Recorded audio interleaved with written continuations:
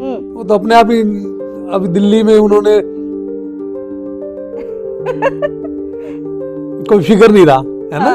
अब आजकल के नौजवान अपनी नौकरी क्यों नहीं करें भाई, अपना कैरियर बनाओ। तो हमारे से बुढ़े आदमियों के लिए जो खाली है, घर वाले सोचे 2-4 घंटे बाहर चला जाए। राजनीति बुड्ढों के लिए छोड़ दो। रिटायर्ड हो चुके हम तो सर्विस से, अब तो हम तो खाली हैं। हमें तो काम ढूंढना है, पब्लिक की सेवा करनी है। मैं ये राजनीति नहीं कर रहा, ये तो पब्लिक की सेवा करने के लिए ढूंढ रहा हूँ। जो सर्विस की है, जिस सेक्टर में की है, एक दिन निकल जाता था हम सोचते थे बहुत बढ़िया दिन। आज तो वहां पे पिकनिक स्पॉट बन रहे हैं। अभी समस्या है, मैं बता रहा हूँ, मेन समस्या वहां की है कि वहां पे 2-4 पैचेज हैं। पैचेज ऐसे इनकी कोई 2-3 गलियां बीच बीच में, वो भी कॉलोनाइजरों की गलती से हुई है।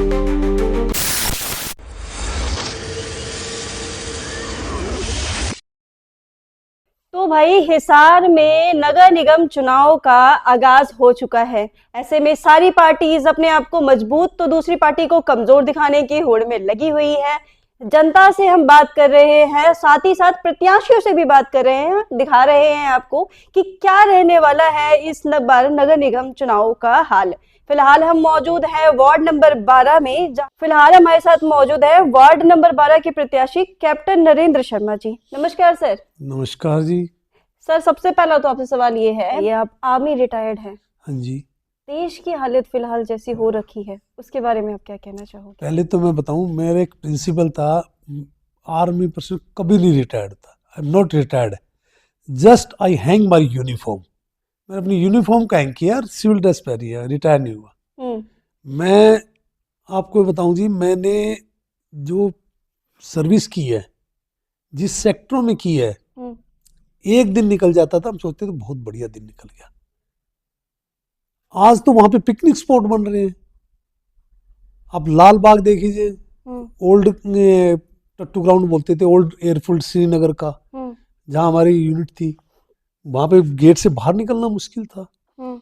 कालूचक में मैं 3 साल रहा हूँ, यूनिट का नाम नहीं दूंगा क्योंकि सिक्योरिटी, वहां पे सिविल सेक्टर साथ साथ हमारी 24 आवर्स आर्म्स वो होती थी गार्ड। आज वहां कुछ नहीं है। तो ये पिछले 10 साल 15 साल में जो देश ने स्पेशली डिफेंस सेक्टर में जो प्रोग्रेस की है, जो माहौल बनाया है, ये तो बहुत ही बढ़िया। आप जाके देखो जाके। सर आप वार्ड नंबर 12 से नगर निगम चुनाव में आप खड़े हो रहे हैं। हम देखते हैं कि हिसार में क्राइम रेशियो बहुत ज़्यादा बढ़ता जा रहा है। जो युवा है वो बिल्कुल गलत राह पर भटक गए हैं, तो उन लोगों को आप क्या कहना चाहते हो? क्राइम क्या है, बेसिकली इस बेल्ट में, मैं जो मेरा नेटिव प्लेस है झज्जर के पास में है। यहाँ तो आफ्टर रिटायरमेंट सेट हो गया मैं।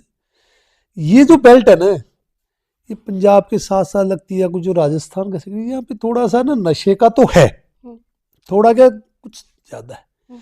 और आजकल का युवा नेगेटिविटी की तरफ ज्यादा अट्रैक्ट करता है, तो नशे के कारण वो क्राइम बढ़ रहा है। तो मेरी तो युवाओं से है कि आने वाले अपने समय को बर्बाद नशे में न करें। ये देश तुम्हारी इंतजार कर रहा है, तुम्हारी भविष्य की कर रहा है। सरकारें इतनी अच्छी अच्छी उनके लिए वो ला रही। देखो पिछले कितने दिनों से हरियाणा में जो कभी सोच नहीं सकते सरकारी नौकरियां मिल रही हैं। पढ़ो, अपना कैरियर बढ़ाओ। नरेंद्र जी, वार्ड नंबर 12 की अगर हम समस्याओं की बात करें, आप तो जनता के बीच में जाते होंगे, उनकी हाल सुनते होंगे, क्या समस्याएं हैं वार्ड नंबर 12 की? देखिए जी, वार्ड नंबर 12 मिक्स है। जैसे सेक्टर 9/11 है, काफी डेवलप एरिया है। उसके मॉडल टाउन एक्सटेंशन है, वो एक कॉलोनी है, प्राइवेट कॉलोनी। उसका काफी हिस्सा अभी भी अनअप्रूव्ड है, कुछ कुछ पैचेज में। तो उन एरिया में समस्या है, क्योंकि सरकार की पॉलिसी है जब तक अप्रूव नहीं होगा तो वहाँ पे रोड नहीं बन सकते। फिर भी हमारे भाजपा सरकार आने के बाद में पानी जो है, पानी जो बेसिक चाहिए, पानी, लाइट, आजकल की लाइफ में पानी और लाइट की 12 नंबर वार्ड में पोजीशन नंबर 1 कह सकता हूँ मैं। दूसरा, वार्ड नंबर 12 का जो मॉलटाउन एक्सटेंशन प्राइवेट कॉलोनी था, हुड्डा सेक्टर के, उसके बीच में एक दीवार थी, रास्ता नहीं था बाहर जाने का। जाना है बाहर तो 3 किलोमीटर घूम के जाना पड़ता था। इस सरकार ने 2 रास्ते 27-27 फुट के दिए हैं 1 सेकंड के अंदर, जिससे उन कॉलोनियों की जो है सेक्टर के बराबर होगी अप्रोच है। अभी समस्या है, मैं बता रहा हूँ, मेन समस्या वहाँ की है कि वहाँ पे 2-4 पैचेज हैं। पैचेज ऐसे इनकी कोई 2-3 गलियाँ बीच बीच में, वो भी कॉलोनाइजरों की गलती से हुई है, वो छुटी हुई है। वो अप्रूव हमने प्रयास किया था, पहले वो आचार संहिता लगी थी लोकसभा की, फिर हमने आगे प्रोसेस किया तो फिर वो विधानसभा की आ गई, और पिछले हाउस की मीटिंग में हमने हर बार उठाया था मुद्दा। जाता है पता नहीं कोई टेक्निकल प्रॉब्लम आ जाती है। देखो टेक्निकल में तो कोई नहीं छोड़ सकता, जब टेक्निकल में कुछ कमी रह रही है, पेपर वर्क पूरा नहीं हो पाया होगा। अब हम कोशिश करेंगे। सबसे पहला मेरा यही रहेगा, यदि मुझे जनता या पार्टी, पहले तो मैं पार्टी हूँ, देखो पार्टी टिकट दे, मैं प्रत्याशी हूँ, अभी नहीं कह सकता मैं, यदि पार्टी मुझे बनाएगी तो। मेरा सवाल भी आपसे यही था कि आप किस तरीके से चुनाव लड़ने का सोच रहे हैं, निर्दलीय या फिर किसी पार्टी के साथ? निर्दलीय तो मैं बिल्कुल सोच ही नहीं सकता जी। मैं एक पार्टी का बिल्कुल कैडेट बेस सिपाही हूँ, सेना में 31 साल नौकरी की है, तो मैं अपना वही डिसिप्लिन मेंटेन कर रहा हूँ। पार्टी मुझे हुक्म देगी, मैंने अप्लाई किया, टिकट मांगी है, क्योंकि मैं अभी सीटिंग जो है ना मनोनीत पार्षद भी हूँ, और मैं अपने आप को सोचता था भी मैं पार्टी के टिकट मांग सकता हूँ, तो हमें अपॉर्चुनिटी दी है। यदि पार्टी मुझे टिकट देगी तो मैं इलेक्शन लड़ूंगा, और नहीं तो जिसको जो कमल का फूल लाएगा उसको उसकी मदद करूंगा।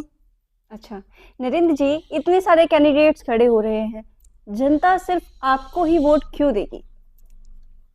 सबसे तो आजकल, जैसे आपने पहले कह दिया था, मेरा जो पिछला बैकग्राउंड है, पहला तो देखो सेना से एक डिसिप्लिन टाइप में आया हुआ हूँ। दूसरा, मैं तो ये कहूँगा जो राजनीति है ना, ये मेरे रिटायर्ड हो चुके हम तो सर्विस से, अब तो हम तो खाली हैं, हमें तो काम ढूंढना है, पब्लिक की सेवा करनी है। मैं ये राजनीति नहीं कर रहा, ये तो पब्लिक की सेवा करने के लिए ढूंढ रहा हूँ।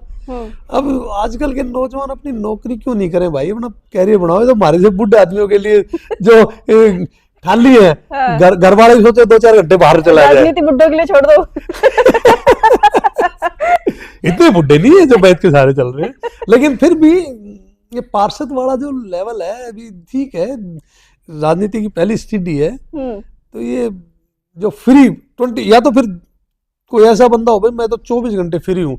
अब ऐसे है भी पार्षद तो बन जाते हैं, वो शकल दिखाए दे। मैं अभी नाम नहीं बताऊंगा, हमारे हाउस की पिछली मीटिंग में हमने कई बार देखते थे किसी पार्षद को तो भाई टाइम ही नहीं है, किसी को आ गया जी मुझे 10 मिनट में वहां जाना है, मेरा ये काम रह रहा है। फ्री है, बिल्कुल हम फ्री हैं। तो मैं ये इसलिए कह रहा हूँ, मैं फ्री है, सेवा करना चाहते हैं, जनता के लिए पूरा टाइम है आपके पास। 100%, पिछले बार भी था, अभी भी है। नरेंद्र जी, जनता को क्या संदेश देना चाहते हो? जनता को आपके चैनल के माध्यम से मैं कहना चाहता हूँ, कभी बोलते हैं ना कि पिछला पन्ना पलटिए, क्या हुआ है, और गो हेड होते रहिए। आप पिछला हमारा, मेरा नहीं, हमारी पार्टी का, बीजेपी का देखिए कितनी ट्रांसपेरेंसी आई है हर काम में, ईमानदारी की सरकार है। फिर ट्रिपल इंजन की सरकार बनेगी, हम पार्षद बनेंगे तो हमारे निगम में बहुमत आएगा, निगम में बहुमत आएगा, सरकार से कुछ काम करा पाएंगे। नरेंद्र जी, आप इतना बीजेपी कह रहे हैं, आप तो कांग्रेस को कहीं गिन ही नहीं रहे हैं।